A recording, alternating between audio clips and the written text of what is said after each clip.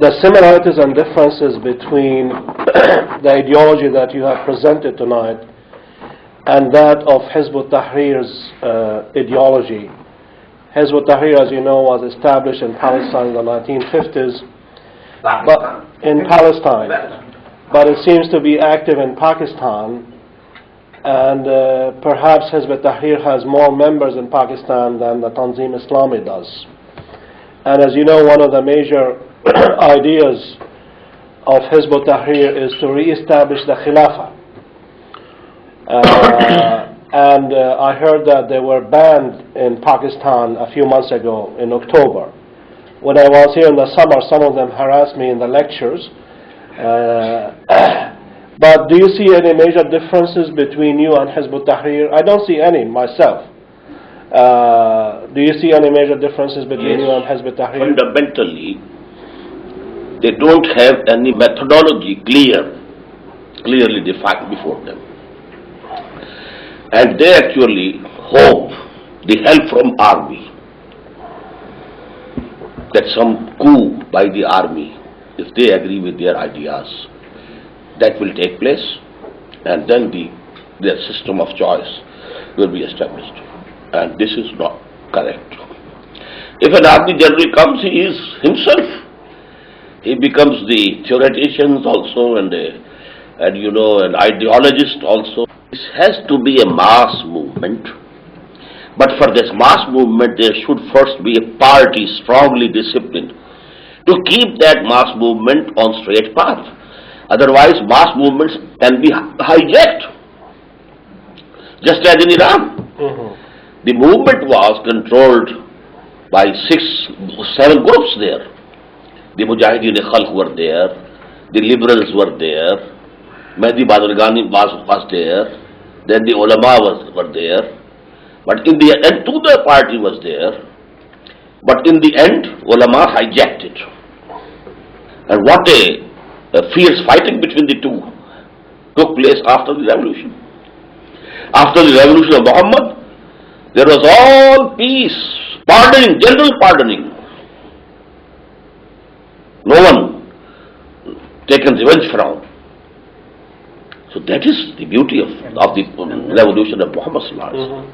Mustafa, now the second to add another to supplement what he said, because we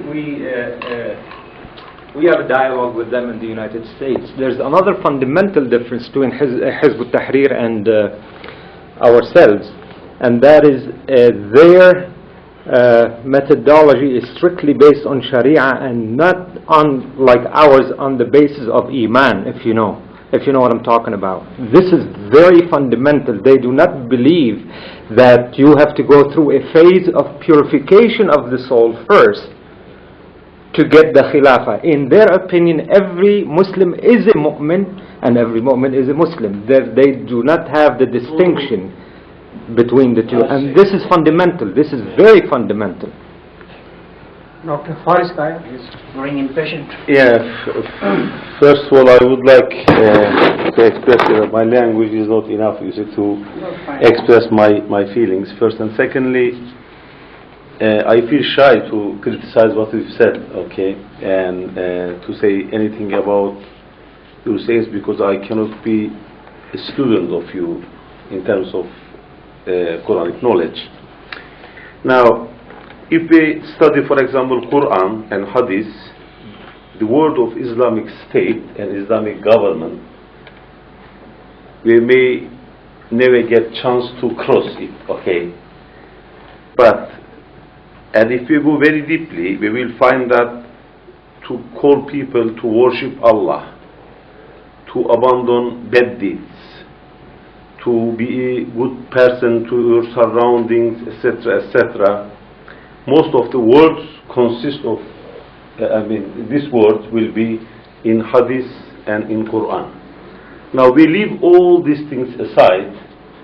Maybe there is an hidden destiny of Allah that if people are good enough, then Allah will present them a regime that is an Islamic state or Islamic, say, government, whatsoever it is.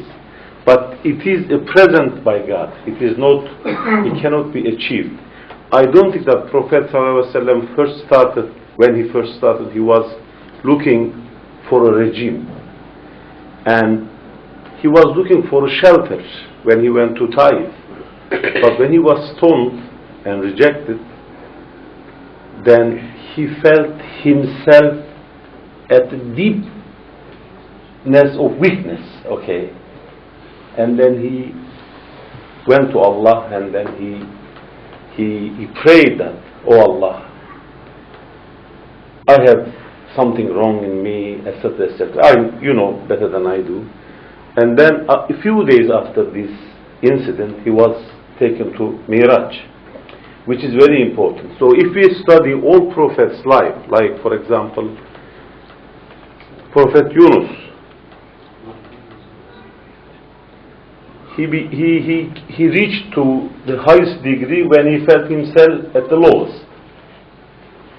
If we study, for example, other prophets, Prophet Ayub, Yaqub, all of them, and similarly, Prophet Muhammad sallallahu alaihi wasallam, he was ascended to Miraj when he felt himself at the weakness, at the lowest point of the weakness, as you know. So similarly, I think I really had in my imagination that I would hear something also about his devotion to Allah, his humbleness, his exemplified person for us to be good person for our families, surroundings, all mankind, even not mankind, for animate beings, for all our surrounding environment, etc., etc.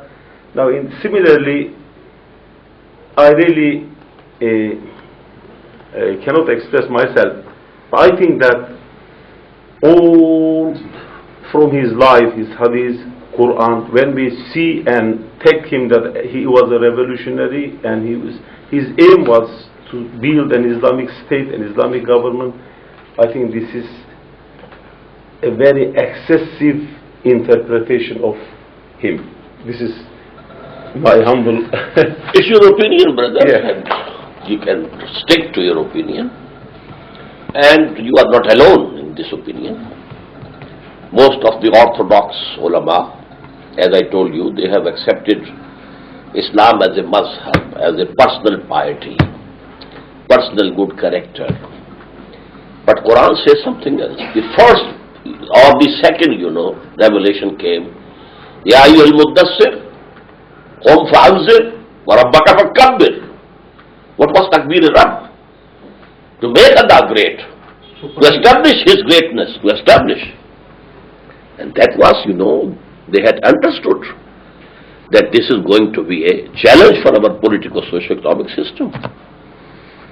So, I have this study of the Sirah, and I respect your views.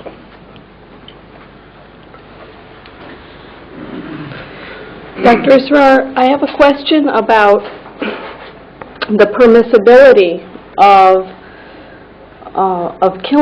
Muslims killing Muslims, because in this revolution, at this time, Muslims would have to be killing Muslims in Pakistan, as opposed to the time of the Prophet, when the Prophet's goal was to make the Arabian Peninsula a Muslim land.